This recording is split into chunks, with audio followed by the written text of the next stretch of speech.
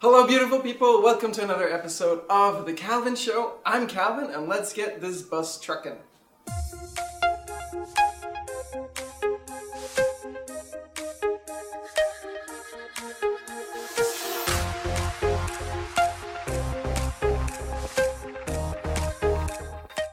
With me today, I have a very special guest. Her name is Nicole Holland, and she's come down all the way from Canada to be with us here in New York. Welcome, Nicole. Thank you, Calvin. Super excited to be here. Yeah, I'm so glad to have you. So, Nicole and I know each other for not too long. You've been a customer of Simplero for a while, and we have New York happening outside. I've known Nicole for a few months, but Nicole has been a customer of Simplero for a while. Everything was like falling down around me, and somebody said, you have to check out Simplero. All and right. that was like So it's all October. happened pretty quickly. Yeah. So yeah, you became a customer, and then you reached out to me to see if I wanted to be a guest on your podcast. Because I love Simplero. And then we talked after the show, and I was like, you know what? I really love this. This was such a good experience for me to give this interview. Can you help me get a bunch more interviews? And you were like, sure. And so we connected, and we've been working together since.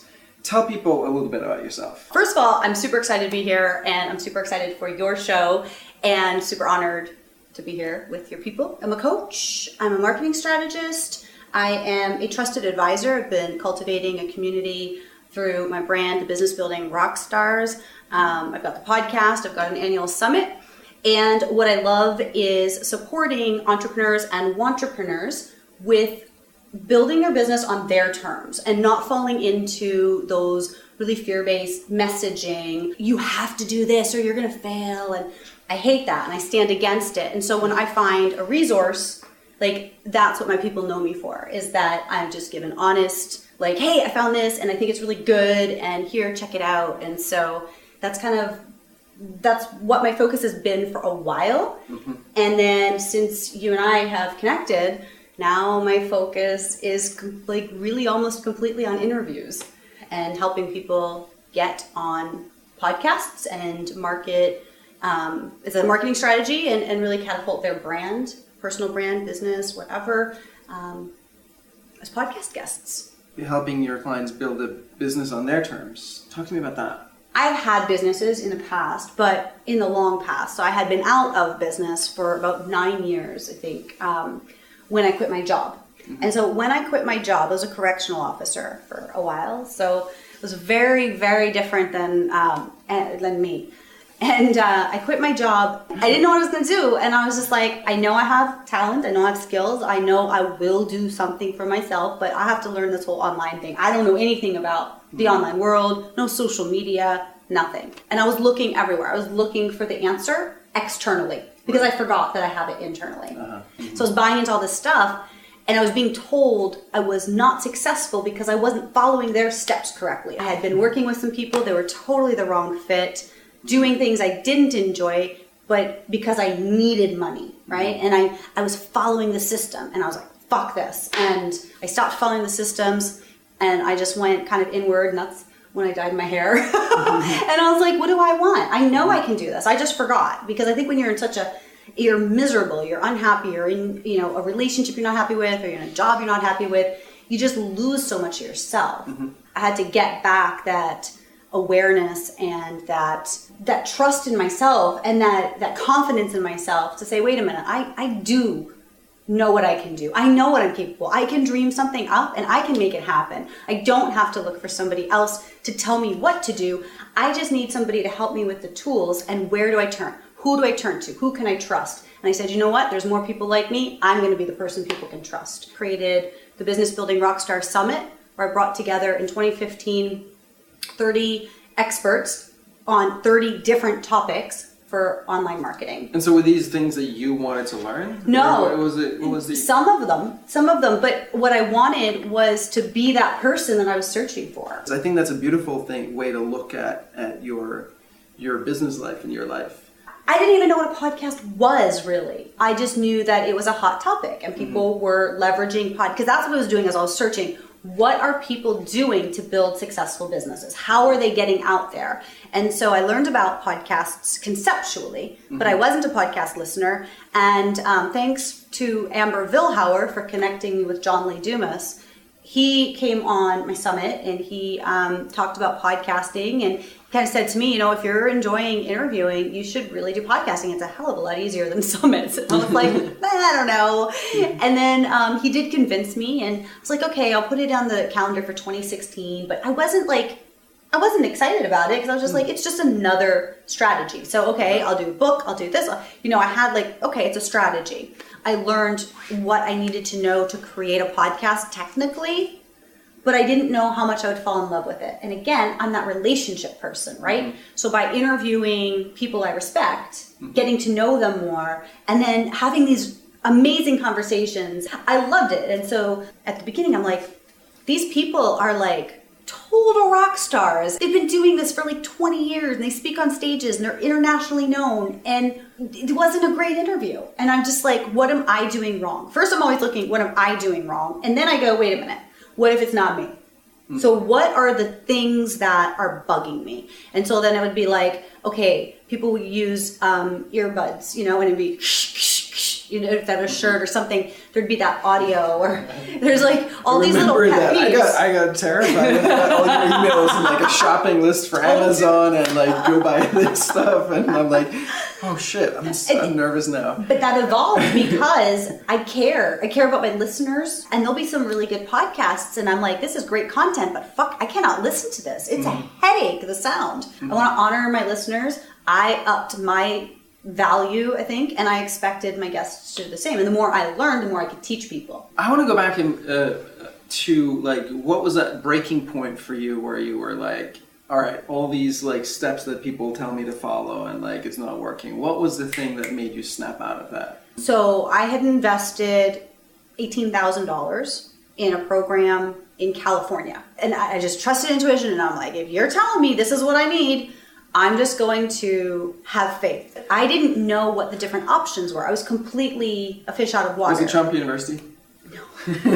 It was part online and part in California. So every other month you have to fly out there. You gotta get a hotel, you gotta do the flight, you gotta do it, right? And it was a great program for a lot of people. It just was the wrong fit for me. There were some issues to where I said, I am not moving forward with this, and I don't care if it costs me money. It would make me feel sick to even think about talking to them or to think about just doing anything. And when I quit my job, I was really sick and I was having a lot of body things, and it wasn't until May of that year that I started being treated for lupus. And I think it just all kind of came to a head, and I'm like, no, this isn't why I quit my job. This is not good for me. I'm not happy. I got really quiet and I turned off all the noise, and I kind of became a hermit for probably about a month. In Boston, way back in 2000, we got a boss, his name was Richard Buck, and he told me about how he'd broken up with his wife because they were in disagreement about how to be parents for their kids. He believed that the job of a parent was to discover who your kid was and help the child become that person. And his wife thought that the job of the parent was to find out who you thought the kid should be and make them into that, right? And it sounds like that's kind of the split of am I, going into a program that has a preconceived notion of how you need to be and then follow that mold and that model, versus you were looking for someone who'd be let me help discover who you are and help you become more of that. As a transformational life coach, you are there to be in service of your client. You're there to listen and support them because they have all the answers. I want somebody to respect me and to listen to me and to hear me, and that's how you can help me. Right. Don't tell me what to do. Don't push your stuff on me. I feel like a lot of people who start out into this kind of business for yourself, it's so new and scary, and it kind of forces you to face yourself in a way that you probably never have, right? Because you went to school, and then you got some education, then you got a job, and it's all you've been kind of on this path that we've all been taught in life, and never really questioned who am I really and what do I really want in my life. That moment when you step into creating your own business, that's when you get faced with all these things, right? So all this stuff comes up. We want to get in business, obviously we want to make a living, but if we're not making a living being who we really are, what's the point of putting in all this effort? I've bought into a lot of programs at the $2,000 price point, $1,000 price point, and Most of them I never completed. But I've taken something from each. I have the same experience. Like, I'll buy these programs and I'll like snatch like 1 or 2 ideas, and that's all the value that I need, and it's worth the price of admission, right? Information, like people just give you too much, and the expectation that you finish it, it's misaligned. But what I really like right now is there's a couple people who are really pioneering this idea that we cannot continue to sell information products. We have to sell transformation products. They teach you how to create a program, but the support is incredible, and they have a better than money back guarantee. So they pay you if you complete, and they're there for the transformation rather than just giving you information. Right. Here's a framework. Now let's get to know you. So Marisa had a client, I believe he wanted to do tours in India or something like that, and she helped him to understand how to position it, how to package it, how to offer it so that it's something that his ideal customers and clients are going to be interested in. They were buying like hotcakes. So what's your workday like?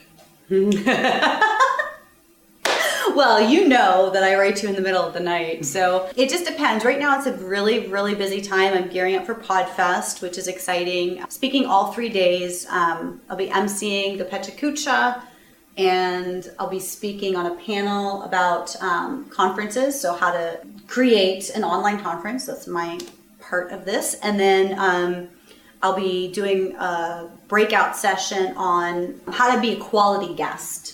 Constantly in meetings, meeting podcasters and meeting people who want my support, and it's been very, very busy these last few weeks. Normally, in an ideal situation and what I'm working towards, being able to be a little more flexible. I very, very rarely take appointments before noon.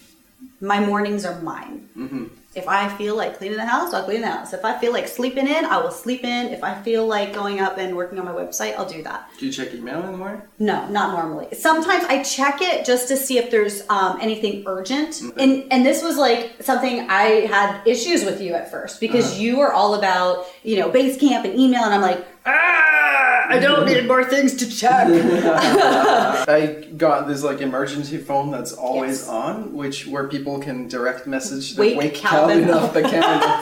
And that actually has made me sleep way better, because I know that if I haven't been waking up by that, then it's not really a crisis. There's like, everything's fine. In everything I'm doing, wherever I am, I want to be in that moment and focused. I don't even keep email open, because if I have other people's messages and needs coming at me, it just distracts me. If it's something that I should be working on, I will. And if it's something that I shouldn't, then it'll solve itself. Parting thoughts. What's your like number one piece of advice or thing that you want to share with people?